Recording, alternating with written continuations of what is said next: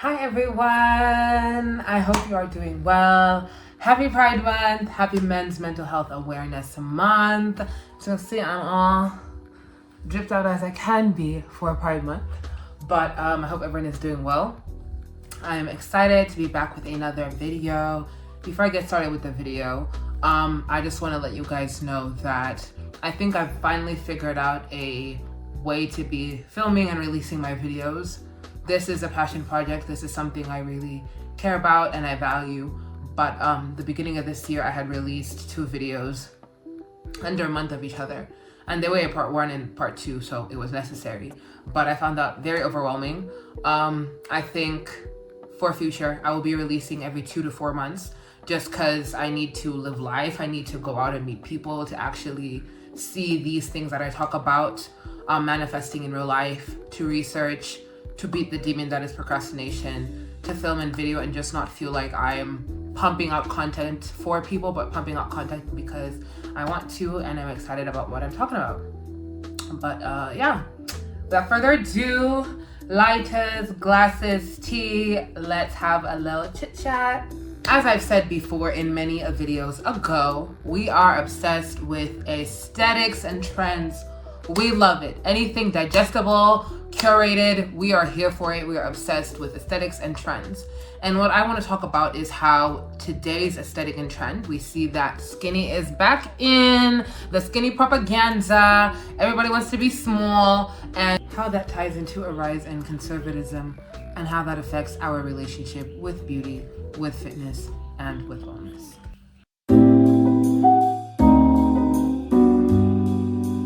Before we get talking about aesthetics and trends and all of that, let us first start with the history of aesthetics. Where did aesthetics originate from? How they influenced our world today?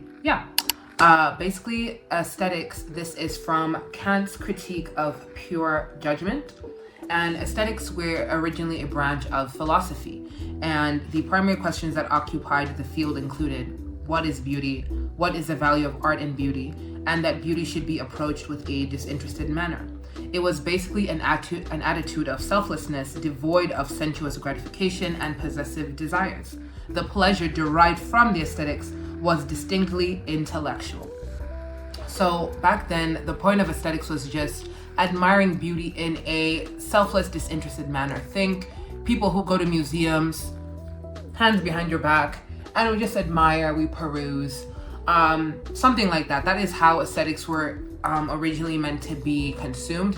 But now we have the interested manner and we have the sensuous gratification. So what aesthetics originated from, they're now completely different, and how we look at them and utilize them.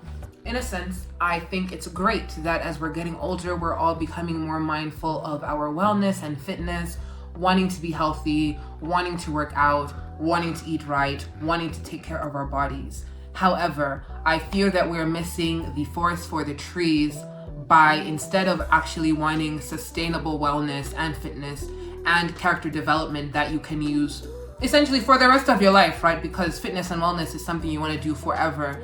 It seems this is more of a here and now for this trend.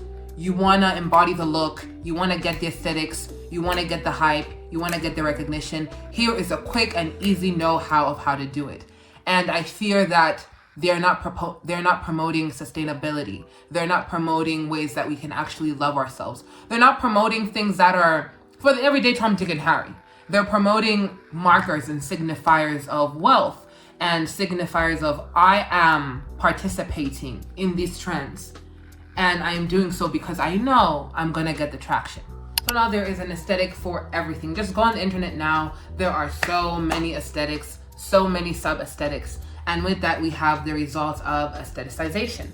Aestheticization is the process of valuing everyday things and experiences to their aesthetic qualities, often obscuring their underlying social and economic context. And this is observable in consumer culture and in politics. With consumer culture, think brands, objects, things that are wanted for aesthetic or perceived aesthetic quality.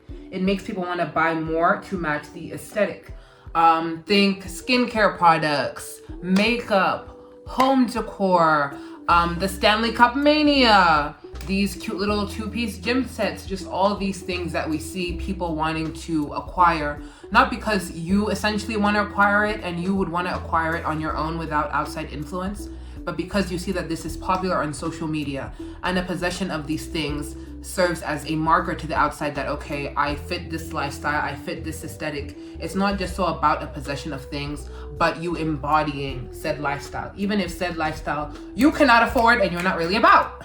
In the case of politics, we see how aesthetics are used to frame political messages, but they covertly prioritize aesthetics and visual appeal over substance and the deeper meaning of the content. And this is something I'll talk about later in the video, but we see how aesthetics are used to send a message. They may not overtly say, this is what we're propagating, this is what we want you guys to take away, but through the use of aesthetics and things that are not exactly said, we see that, okay, this is what they're trying to push across. And again, we'll get back into it, but just think about it. Think of ways that you can see politics using these aesthetics to maybe make us feel like, you know, isn't this better? Like, isn't this sweet? It's not that bad. Look at us. We're aestheticizing the whole experience, so it's lovely. So why are people so obsessed with aesthetics?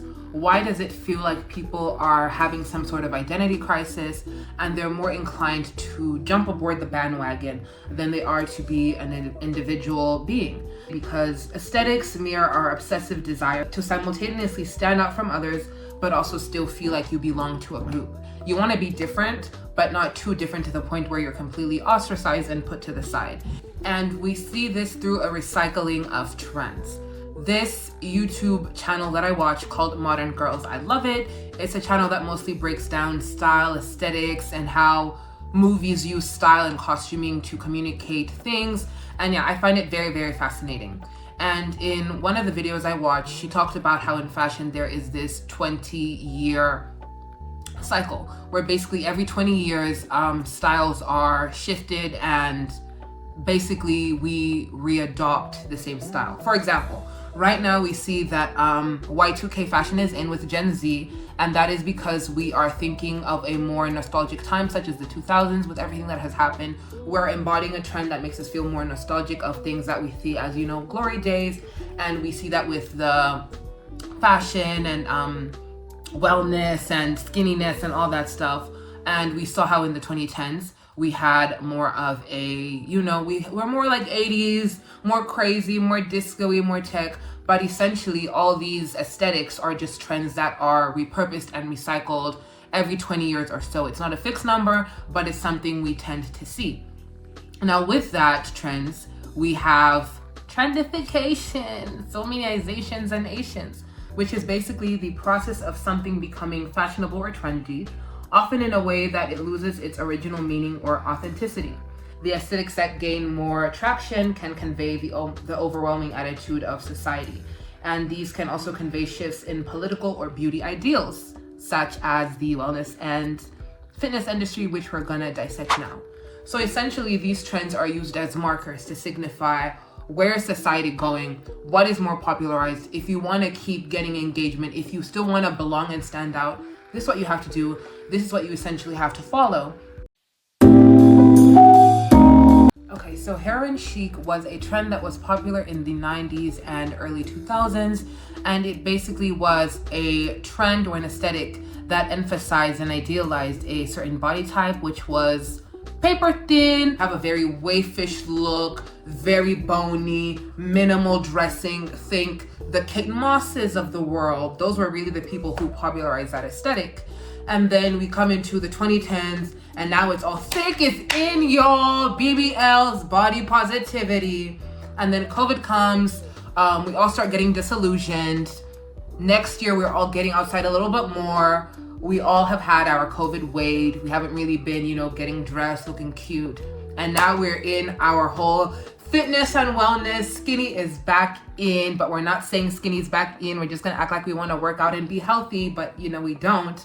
And that is where we're at today.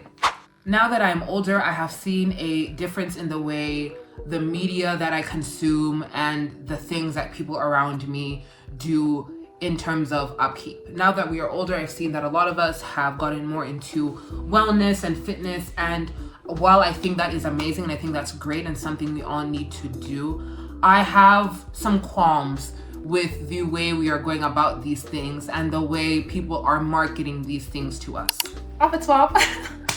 All right, so now that we have talked about Parent Chic and how we got to today's modern fitness industry, let's talk about today's fitness aesthetic. Today's fitness aesthetic overemphasizes aesthetics over health. We are focused more on results-driven and appearance-based results rather than maintaining actual wellness. Now, what does this look like to us? We see on social media, we have things such as spot losing or working out for aesthetic body proportions, not feeding our bodies well, not really being knowledgeable on health and wellness. And especially with this spot losing, nothing irritates me more than seeing people on social media say, oh, if you want to have a slim waist by this amount of time, follow me. If you want to grow your glutes to mine, follow me. If you want to, fill in your hip dips, which you cannot, follow me. If you are truly promoting wellness, want to get me in better shape, want to get my body more mobile, more active, have me feeling good, why is everything you are selling me appearance-based, aesthetic-based, things that we are taught are idealized proportions or traits of beauty? What about just saying, hey, if you want to have more energy, more stamina, more flexibility, if you just want to not get tired as fast, if you want to stabilize your body, everything, why don't we promote that?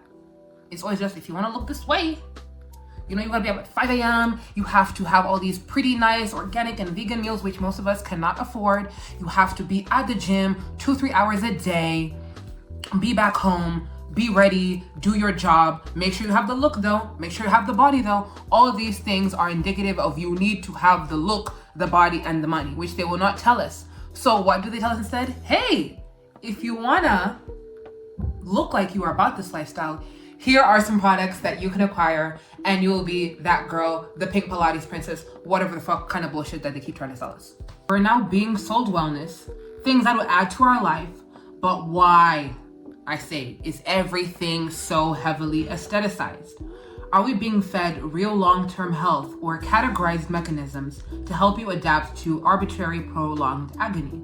Like I said, being up at 5 a.m., working out, being hyper productive, having the look, all of this requires you to be hyper aware of your body, and this leads to body dysmorphia, and it's something that I've seen a lot now, something I struggled with growing up as someone who people always would comment on my body. I was always a full-figured girly, and even when I was a child, oh, Pauline, you're too big, oh, you shouldn't do this, you shouldn't do that, that's what you need to do to lose weight.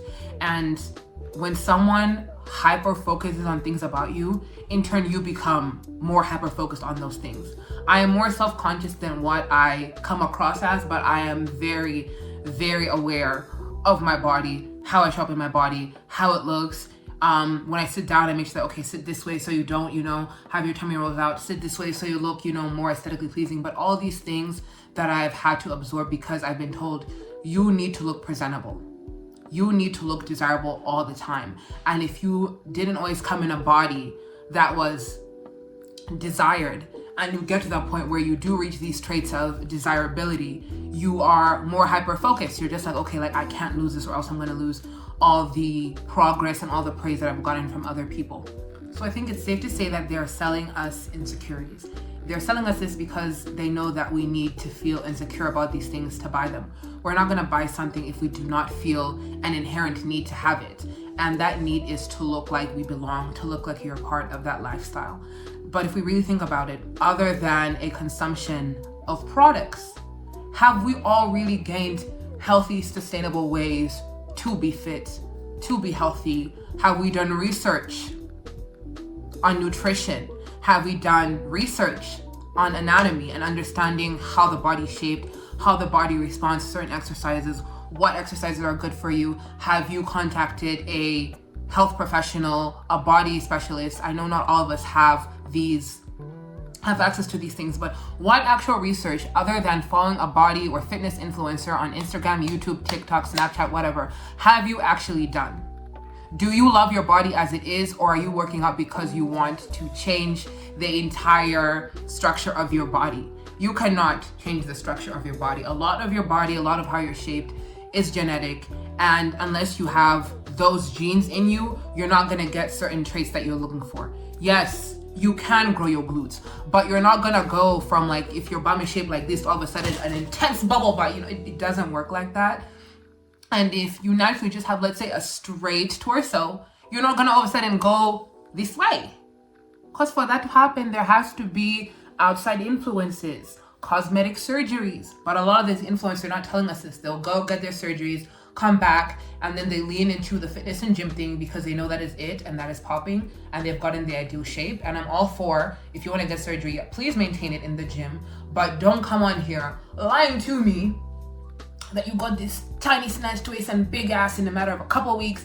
And if I follow you and stick to your diet plan, which is usually always us starving ourselves, and if we all did this research and we understood that it's not good to put your body through such extremes, we would know that, okay, maybe this type of extreme diet is not a good idea. Maybe this type of rigorous exercises, like 1,000 crunches a day, 12 in the gym, is not beneficial for me. Because you see people, they'll lose the weight, they'll feel great, and then after a while they think, okay, I can stop now. We didn't learn sustainable habits on how to really maintain this. Especially as women, our cycle, me at day 1 of my menstrual cycle and me at day 15, day 28, 3 different bitches. All those need 3 different types of care, 3 different types of nutrition, and 3 different types of exercise routines. When I'm in the thick of my menstrual cycle, I am in bed. I'm eating ice cream. I'm eating chocolate because your body actually craves those sweet things. Do not deny your body of things. When I get out of that, I'm in my follicular ovulation. I'm up, I'm active, I'm lifting weights, I'm working out, I'm challenging my body. I get into the luteal phase, I calm down a little more. I reduce my weights, I reduce my exercise. Those cravings come in and I have a little bit, but always listening to my body. Treating it as just a vessel that I need to take care of. And for me, when I started my fitness and wellness journey was about 2 years ago now, it really all just started as ways to find positive coping mechanisms when I started therapy. Hence why I started walking, and then I just started it one day, another day, it went up to a week, and then I was like, okay, I like this. I kept going and going and going. And then when it was October time, on this side of the world, it gets boiling hot. And I was like, okay, well, it looks like my walking is done. This was a fun little, gym experience. And my mom was like, are you really just gonna stop? Because look at all the progress you've made. You've been at this for 2 months. Why not try getting in the gym? I was like, nah, I'm not a gym girl. I can't go to the gym. I don't have the body for the gym. Every time I go to the gym, I'm humbled. And she's like, dude, you need to start somewhere. People who go to the gym don't just go there knowing what to do, but it's because images of what we're shown. We see girls who are toned, fit, fab in the gym. We don't see regular, thick, dark-skinned girlies who don't have washboard abs, but who have a fupa, because that is very normal. Your reproductive organs need to be protected, right? You see what I mean by no research? Everyone is all here saying is, slim tummy, slim tummy, slim tummy, slim tummy. If you do not have the genetic disposition for a flat stomach, you're not gonna get it. As a woman, we naturally have more rounded lower stomachs. Why? Because that is where our reproductive organs are. They're there to protect them. These are things that biologically will be there. Anyway, circling back, started in the gym, slowly, surely, I worked up to it. And then it got to a point where I was like, I need to find more sustainable ways. So that was researching on proper YouTube fitness people, not just the hot girls who are like, okay, like you're gonna have a popping ass, you're gonna have, a nice flat tummy. No, with people who are actually gonna help me work on my fitness, my strength, my coordination, my flexibility, sticking to that, switching that around, making sure that I'm doing things that work for me. It has helped me immensely. But if I followed what I saw online, I don't think I would have the healthiest relationship with my body that I do have now. And I see a lot of us, especially as girls, we don't have the healthiest relationship with our bodies. And it's really sad because that's how these companies make their money, is off of our insecurities. Circling back with these gym fitness companies, what is the overwhelming picture, narrative, idea that they show us? They show us that if you do not have this body do not wear our clothes. Do not wear them. You're not welcome. You are not invited, because today's fitness trend, like I said, there's a look. So there's a uniform, you know. It's the Lululemon Gymshark 2-piece, the slick back bun, the little tiny gold hoops, clean girl makeup, whatever the fuck that means. And then we see Black women now trying to hop aboard a bandwagon, hop aboard a trade that was never meant for us. And we fail to remember that they have also stolen parts of our culture and rebranded them as, you know, clean. The slick back hair, and we did it back in the day, ghetto. The hoops, ghetto. But now when these cute little white girls do it, wow, classy, clean, cute. We even have, the CEO of Lululemon himself saying, not every woman is meant to wear my clothes. They're literally telling us, he just boldly told us, not a lot of these will tell us, they don't want to make clothes for the average Tom, Dick, and Harry. They don't want to make clothes for us Black girls. Now we are trapped at an intersection of capitalism and patriarchy. Yeah, y'all, you know I love capitalism. And at their extremes, they both ensure that individual success comes at the expense of collective morality, because there are rewards for participating or working on yourself in terms, but the rewards are very surface level. It looks appealing until you're really in it, and then you realize, I don't really feel better. I've been making this machine go round. I don't really feel any better about myself. I have not really learned sustainable long-term habits of fitness, of wellness. I don't understand my body's anatomy. I don't have good nutritional practices. And in the end, that's why maybe you see some girls, they'll get to that level, and then all of a sudden it becomes this kind of like, this braggadocious type of energy of like, you know, while I'm up at 5 a.m., you're in bed. While I'm here eating my kale salad, you're eating chips. Like, we're shaming people. Why are you shaming people? Because you have now reached the idealized body shape. I don't like that. I actually do not like that, because we need to understand that our body weight, it's gonna fluctuate. You're not gonna stay the same body shape your entire life. And if most of us had a healthier relationship with our bodies in that way, we would not feel so quick to shame people because we have now reached that body. When I was heavier a couple years ago, even before I started my fitness journey, I just started falling in love with me. I had to accept that, okay, this is the body we come in. How can we care for it? How can we love it?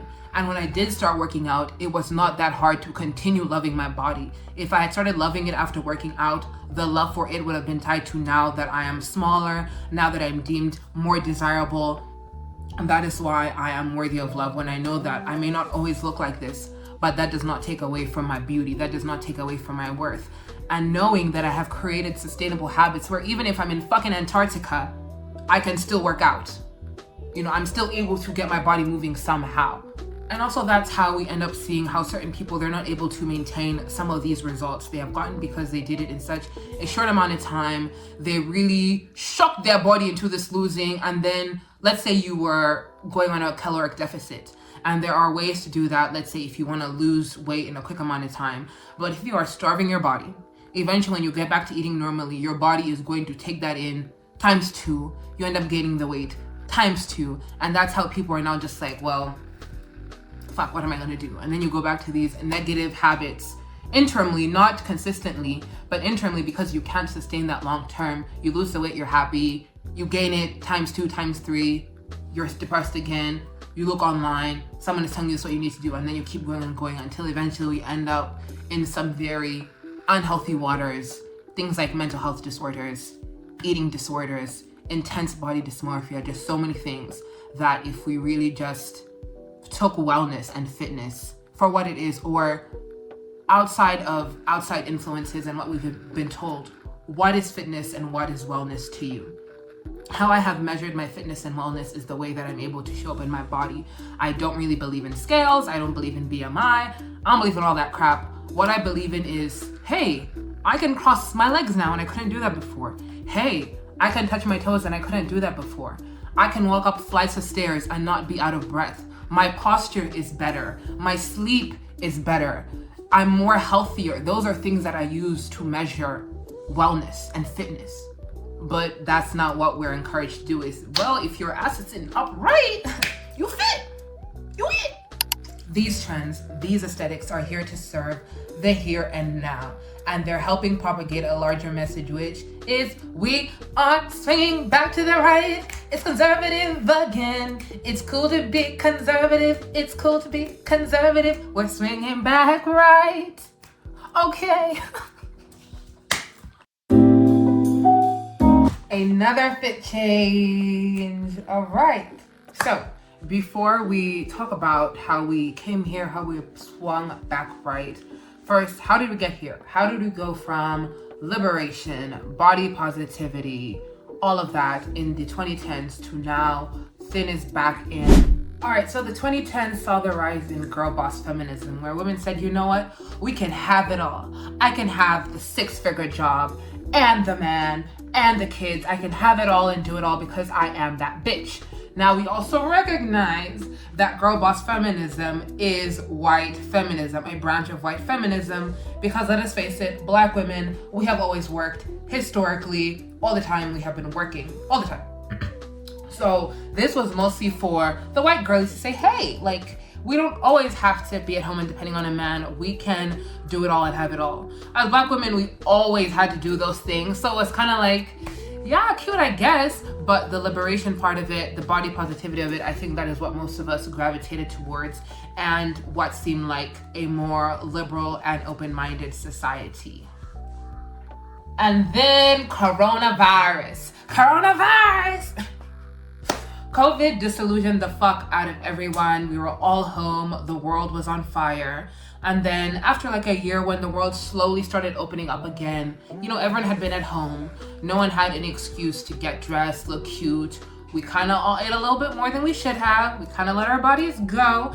And now the world is opening up. We're all outside. We're disillusioned with how the economy and everything has been affected since COVID. Everything has drastically changed. And now we are trying to find some kind of safety in what feels like uncharted waters, in what feels like a scary time. In the past, during economic hard times, we would see how trends would mirror how people would adopt more conservative ideals for survival. These would highlight femininity, being dependent on a man for survival while also being homemakers. Aestheticizing the fuck out of being homemakers. Like I said, think you're a ballerina farm, think you're Nara Smiths. All these girls will be looking cute and will be tending to a family, a husband, a house, cooking, cleaning from scratch, doing everything looking bomb as fuck. Bomb as fuck. Always in some kind of designer, cooking, making things from scratch. And during post-World War II era inflation, and now as we are going through what feels like a recession, a global recession, I shouldn't just say that is only focused for Africa or the US or other Western powers, but the entire world has been affected, with people and societies would often swing back to secure gender roles. Today, it's the high value women content, femininity coaches, trad wives, soft gear era, etc. It is survival wrapped in aesthetics. These serve as visual PR for conservative values. Softness, domesticity, submission. It's not new, we have been fed this before, but since people are so disillusioned, we're more welcomed to it. The housing crisis is insane. Inflation, insane. So if someone is coming saying, hey, wear a pretty dress, learn how to make, kombucha from scratch and gnocchi and the like, have a man take care of you, it can't be that bad. And to a disillusioned eye, even to me sometimes I'm like, you know what? I just have to look pretty, cook and clean for you? Yeah. And you take care of me, feed me? Yeah. But there is an underlying issue. So political movements have aided into the shift in right-wing ideologies because fashion, beauty, politics, all of those work in a cyclical nature. Everything works in tangent with each other. They do not all exist in vacuums. One influences the other and vice versa. As this emphasis on skinny has been brought back, it ties into a shift into more traditional values. With these traditional values, we see that there is an intersection between aesthetics and politics, because women, we are judged by our looks, how we show up. And in all of these trends, there is an undercurrent of retreating inwards. But where does that leave liberation, collective healing, power, when everyone just wants to be soft? It's even mirrored in the clothes. Minimal, beige core, that monotone, monochrome look, the clean girl look. All of these reflect a desire for control, order, and neutrality. It is softness on the surface, but they still have to do all the performative measures of these traditional values. So yes, it is being marketed to us as some kind of softness, some kind of way of, being that girl and presenting as this idealized woman. But all of these require some kind of performance on our part. And these performances and roles historically have been markers of more conservative, traditional values and right-wing ideologies. We're being taught how to discipline the body to align with the physical, idealized body shape, being masked as health and wellness, but really it is just 90s and 2000s heroin chic rebranded, but with a little twist to adjust to today's climate. Slim tick is in.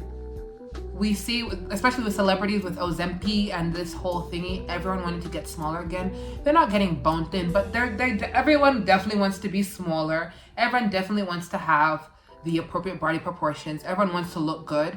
And in a way, I can't be mad at people for wanting to participate because, like I said, we're all disillusioned, we're all tired. Who am I to start telling people, hey, don't do this, don't do that?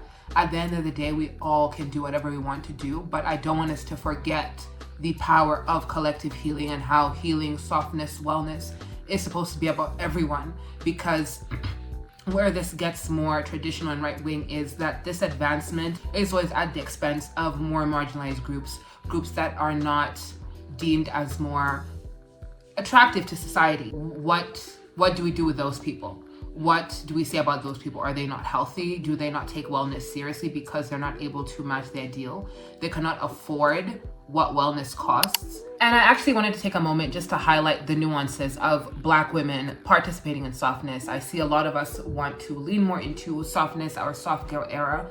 And I understand the desire to do that because I've always been working. We have not had the luxury to be seen as feminine and women and dainty and just relax and trust that someone will take care of things and not us having to do anything. So I get the desire for women to participate in that. However, again, I think we are missing the forest for the trees. What does softness really mean to us? And is softness really the acquiring of all these things and all this, femininity and high value stuff? And you see a lot of these coaches who are high value and want to teach us how to be more feminine are Black women, as if saying us Black women are not feminine and soft, when historically we see that we have not allowed to be soft. We haven't been at all. So I consider myself a soft girl, and I do like the soft girlness in that way where I don't have to always show up so aggressively. I can choose to be dainty and feminine, but I know that there is power in that strength. And I know that it is a luxury to choose softness because in a sense, you're kind of opting out of responsibility.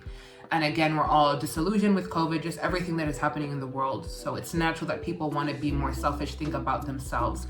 But we forget how we have evolved as a collective people, helping each other. Collectively, we are communal, we are social beings. And as someone who really does value wellness and healing, and not just for me, but for the average person, for everyone, I believe in collective healing. I believe everyone should have the ability to be soft, to have access to wellness. But what does that really look like? It is not acquiring 50,000 Stanley Cups.